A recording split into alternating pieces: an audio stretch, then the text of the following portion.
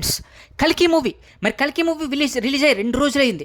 So మరి ఈ movie release అయినప్పటి నుంచి సూపర్ హిట్ టాక్తో దూసుకెళ్ళిపోతుంది కదా. ఇప్పుడు అందరూ కూడా కల్కిలో చూపించినటువంటి ఒక గొప్ప విజువలైజేషన్స్ ఏవైతే ఉన్నాయో, మహాభారతానికి సంబంధించిన విజువలైజేషన్స్ గురించే అందరూ కూడా ఆలోచిస్తూ ఉన్నారు. అసలు మహాభారతంలో మరి స్టార్టింగ్ సీన్లోనే మనకి చూపిస్తారు కదా అశ్వత్థాముడు గురించి. అశ్వత్థాముడు శ్రీకృష్ణుడికి శాపం ఇస్తాడు. అలాగే అశ్వత్థాముడు మరి పాండవుల వంశాన్ని నాశనం చేయడానికి, కడుపులో ఉన్నటువంటి బిడ్డను కూడా నాశనం చేయడానికి మరి అస్త్రం ప్రయోగించి ఆ యొక్క బిడ్డ చనిపోయేలా చేస్తాడు కదా. సో మరి అసలు దీని వెనకాల ఉన్నటువంటి రియల్ స్టోరీ ఏంటి అనేది మనం తెలిసేసుకుందాం. అసలు అశ్వత్థాముడు ఆ కడుపులో ఉన్నటువంటి బిడ్డ అనేటువంటి ఎవరిని చంపాడు? అసలు అశ్వత్థాముడు పాండవులకు వ్యతిరేకి ఎలా అయ్యాడు? అశ్వత్థాముడు పాండవులతో యుద్ధం రావాల్సిన పరిస్థితి ఏంటి? శ్రీకృష్ణ పరమాత్మ మరి తనను శపించడం జరిగింది కదా. సో మరి నువ్వు మరి జీవితాంతకాలం కూడా ఈ యొక్క గాయాలతో బాధపడుతూ చావు అనేది రాకుండా ఉంటుంది నీకు అని చెప్పేసి అయితే శపించడం జరిగింది కదా. మరి దీని వెనకాల ఉన్నటువంటి రియల్ స్టోరీ ఏంటి అనేది ఇప్పుడు మనం ఈ వీడియోలో తెలిసేసుకుందాం. సో ఎవరైనా కనుక ఫస్ట్ టైం మన ఛానల్ చూస్తున్నట్లయితే కనుక సబ్స్క్రైబ్ చేసుకుని పక్కనే ఉన్న బెల్ ఐకాన్ అయితే క్లిక్ చేసేయండి. మా వీడియోస్ చూస్తున్నారు కానీ సబ్స్క్రైబ్ చేసుకోవట్లేదు. అలాగే ఈ వీడియోని ప్రతి ఒక్కరు కూడా లైక్ చేయాలి. సో దయచేసి ఈ వీడియోకి నేను ఇచ్చే లైక్స్ 200 లైక్స్. సో కాబట్టి మీరందరూ కూడా లైక్ చేసి ఈ వీడియోని స్కిప్ చేయకుండా చివరి వరకు చూస్తారనేది నేనైతే కోరుకుంటున్నాను అనమాట. సో మరి ఇంకా మనం అశ్వత్థామ గురించి తెలుసుకుంటే కనుక మహాభారత యుద్ధంలో మరి ఈ యొక్క అశ్వత్థామ క్యారెక్టరైజేషన్ అనేది కల్కి మూవీలో చూపించినట్టు విధానం కానీ, అలాగే దానికి అమితాబ్ బచ్చన్ గారు చేసినటువంటి ఆ యొక్క యాక్టింగ్ కానీ మొత్తం సినిమా మొత్తాన్ని ఒక రేంజ్లోకి అయితే తీసుకెళ్ళినాయి కదా. అశ్వత్థామకు సంబంధించినటువంటి అమితాబ్ బచ్చన్కి అలాగే ప్రభాస్ మధ్య ఉన్నటువంటి సన్నివేశాలు కానీ ఇవన్నీ కూడా సినిమాకి గూస్ బంప్స్ అయితే తెప్పించినాయి. అసలు అశ్వత్థామ ఎవరు అంటే కనుక ద్రోణాచార్యుడు కుమారుడు. మరి ద్రోణాచార్యుడు కుమారుడు అయినటువంటి అశ్వత్థాముడు మరి మహాభారతంలో కురుక్షేత్రంలో కౌరవుల వైపు అయితే ఉండి మరి పాండవులను నాశనం చేయాలనే ఉద్దేశంతో పాండవ సైన్యాన్ని మొత్తం సంహరించి, అలాగే ఉప పాండవులను సైతం 5గురిని సైతం కూడా సంహరించడం జరిగింది. అసలు అలా ఎందుకు చేశాడు అనేది కారణం ఏంటి అంటే కనుక మరి పాండవులు అందరూ కూడా యుద్ధంలో పాల్గొంటున్నారు కదా. శ్రీకృష్ణ పరమాత్మ సహాయంతో కౌరవులను ఓడించాలనే ఉద్దేశంతో పాల్గొంటున్నప్పుడు సో మరి కౌరవుల్లో ముఖ్యుడైనటువంటి మరి ఈ యొక్క అశ్వత్థామ యొక్క తండ్రి ద్రోణాచార్యులు వారు అనమాట. మరి పాండవుల పైన యుద్ధం చేయడానికి ద్రోణాచార్యుల వారు సిద్ధమైనప్పుడు మరి అశ్వత్థామ యుద్ధంలో, మహాభారత యుద్ధంలో గాయాలయ్యి పడిపోయి ఉంటాడు. మరి ఆ విధంగా పడిపోయి ఉండటం వల్ల మరి ద్రోణాచార్యుల వారికి శ్రీకృష్ణ పరమాత్మ ఆలోచించి తనదైనటువంటి తెలివితేటలతోటి మరి అశ్వత్థామ చనిపోయాడని చెప్పేసి అశ్వత్థామ కొంజరహ అని చెప్పేసి అయితే చెప్పడం జరుగుతుంది. మరి ఈ విధంగా ద్రోణాచార్యుడికి తన కుమారుడు చనిపోయాడని చెప్పి చెప్పడంతో సో మరి అశ్వత్థాముడు మరణవార్త అన్నటువంటి ద్రోణాచార్యుడు వారు ఇంక నేను యుద్ధం చేసిన అనవసరం అని చెప్పి తన యొక్క అస్త్రశస్త్రాలను అన్నింటిని కూడా పాడేసేస్తాడు. ఆ మహాభారత యుద్ధంలో యుద్ధం చేయకూడదనే ఉద్దేశంతో పాడేసిన వెంటనే కూడా శ్రీకృష్ణ పరమాత్మ మరి పాండవుల్ని మరి గురిపెట్టమనగానే పాండవులు బాణంతో అయితే కొట్టడం జరుగుతుంది. అక్కడే ద్రోణాచార్యుల వారు అయితే ప్రాణాలు అయితే వదలడం జరుగుతుంది. ఈ విషయం తెలుసుకున్నటువంటి అశ్వత్థామ మరి తన తండ్రి చావు కారణమైనటువంటి పాండవుల్ని ఎలాగైనా సంహరించాలని చెప్పేసి పగ పెంచుకుని పాండవ పక్షపాతిగా మారి పాండవుల మీదకి మహాభారతంలో పాండవుల మీదకైతే యుద్ధానికైతే రావడం జరుగుతుంది. మరి ఈ విధంగా మహాభారతంలో మరి శ్రీకృష్ణ పరమాత్మకి అలాగే మరి పాండవుల పైన మరి యుద్ధం చేయాలని అశ్వత్థాముడు నిర్ణయించుకోవడానికి కారణం తన తండ్రి చావు అన్నమాట. నిజానికి మరి ఇతడు సప్త చిరంజీవుల్లో ఒకరనమాట.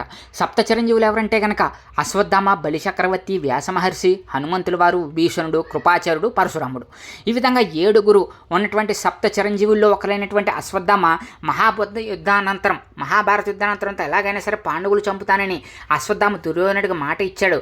ఆ విధంగా యుద్ధం చివరి రోజున అశ్వత్థామ గుడ్లగోబపై కాకులు పగటిపూట ఎలా దాడి చేస్తాయో, అలాగే రాత్రిపూట గుడ్లగోబలు తిరిగి ఆ కాకులపై ఎలా తిరుగుబాటు చేస్తాయో నిశ్చితంగా పరిశీలించి పాండవులు చంపడానికి ఒక పథకం రూపొందించాడు. ఆ విధంగా రూపొందించిన పథకం ప్రకారం తిరుగుబాటు చేస్తాడనమాట.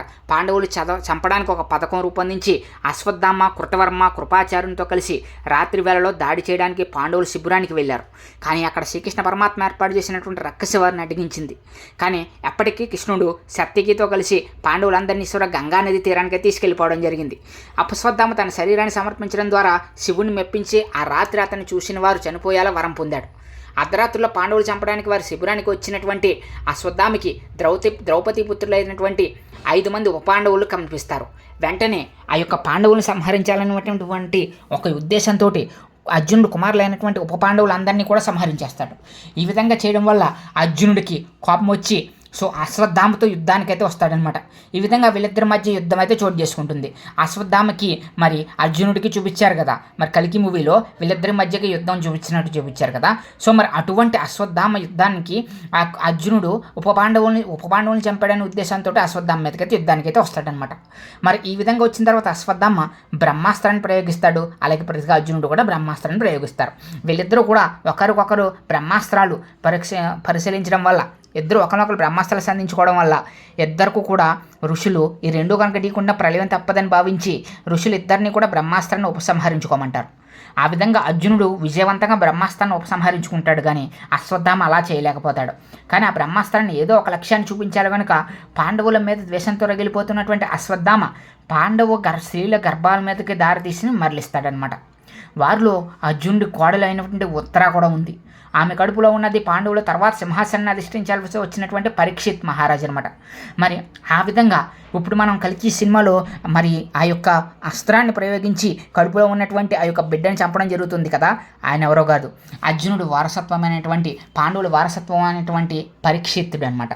పరీక్షిత్తుడు ఆ విధంగా బ్రహ్మాస్త్రాన్ని పరీక్షించగానే పరీక్షిత్తుడు తల్లి గర్భంలోనే మరణిస్తాడు. కానీ కృష్ణుడు తర్వాత తన యోగ మాయతో మాతృ శిశువుని తిరిగి బతికిస్తాడు. ఈ విధంగా మరి శ్రీకృష్ణ పరమాత్మ తిరిగి ఆ యొక్క శిశువును కూడా బతికించడం జరుగుతుంది. మరి ఇప్పుడు మనం చూసినట్లయితే మరి ఇప్పుడు మనం అశ్వత్థామ గురించి చెప్పుకున్నాం కదా.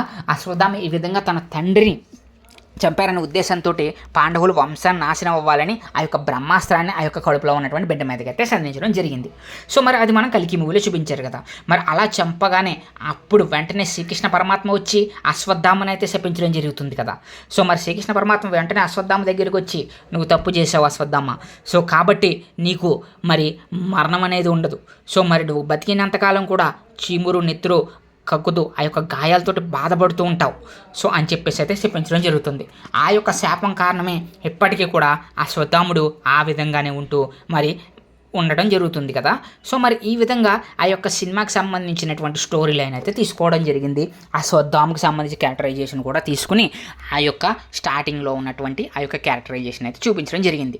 అసలు నిజంగా ఈ యొక్క శాపం తర్వాత మళ్ళీ కల్కి అవతారంలో అశ్వత్థాముడు శ్రీకృష్ణుని కాపాడడానికి కల్కి అవతరించడానికి కాపాడడానికి కావాల్సినటువంటి ఇది ఉందా అంటే కనుక దానికి సంబంధించినటువంటి ఆధారాలు ఏమీ లేవు. కానీ కల్కి మూవీకి ఈ యొక్క పార్ట్ 2కి లింక్ చేయడానికి ఈ యొక్క పార్ట్ని అయితే కలిపి ఆ యొక్క మూవీని అయితే ఎక్స్టెండ్ చేసి తీయడం జరిగిందనమాట.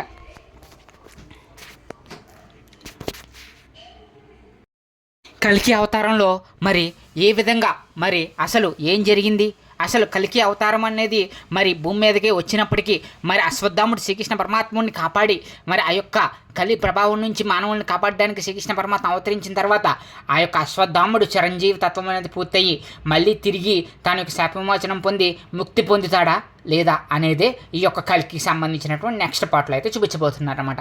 మరి ఈ విధంగా అశ్వత్థామ మరి తన తండ్రిని చంపినందుకు పగతోటి మరి పాండవులపైన యుద్ధం చేసి మరి పాండవులందరినీ కూడా నాశనం చేయాలనే ఉద్దేశంతో ఆ యొక్క ప్రయోగం చేసి కడుపులో ఉన్నటువంటి ఆ యొక్క బిడ్డను చంపి సో మరి ఈ విధంగా మరి శ్రీకృష్ణ పరమాత్మ యొక్క శాపానికి అయితే గురవుతాడనమాట.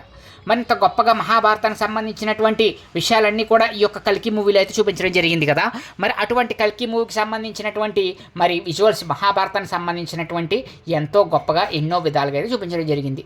అలాగే మరి కల్కి మూవీలో మరొకది ఏంటి చూపించారంటే కనుక మరి లాస్ట్లో మరి ఇంకా క్లైమాక్స్లో చూపించినప్పుడు మరి కర్ణుడి కన్నా అర్జునుడు బలవంతుడు కాదు, లేకపోతే అర్జునుడు కన్నా కర్ణుడు చాలా బలవంతుడు అనేది కూడా శ్రీకృష్ణ పరమాత్మ మరి నిజంగానే అర్జునుడి కన్నా కర్ణుడు బలవంతుడా లేకపోతే కర్ణుడి కన్నా అర్జునుడు బలవంతుడా, అసలు వీళ్ళిద్దరిలో ఎవరు బలం ఎలాంటిది, అలాగే కర్ణుడికి మహాభారతంలో జరిగినటువంటి అవమానాలేంటి, అలాగే కర్ణుడు పాండవ పక్షపాతికి ఎందుకు మారాడు, అలాగే కౌరవులకి ఎందుకు సహాయం చేయబోయాడు, ఇవన్నీ కూడా నెక్స్ట్ వీడియోలో చూడాలనుకుంటున్నారా? అయితే ఆ వీడియో కోసం మీరు కామెంట్ సెక్షన్లో కామెంట్ చేస్తే కనుక నేను వీడియోలో క్లియర్గా అయితే చేస్తానన్నమాట.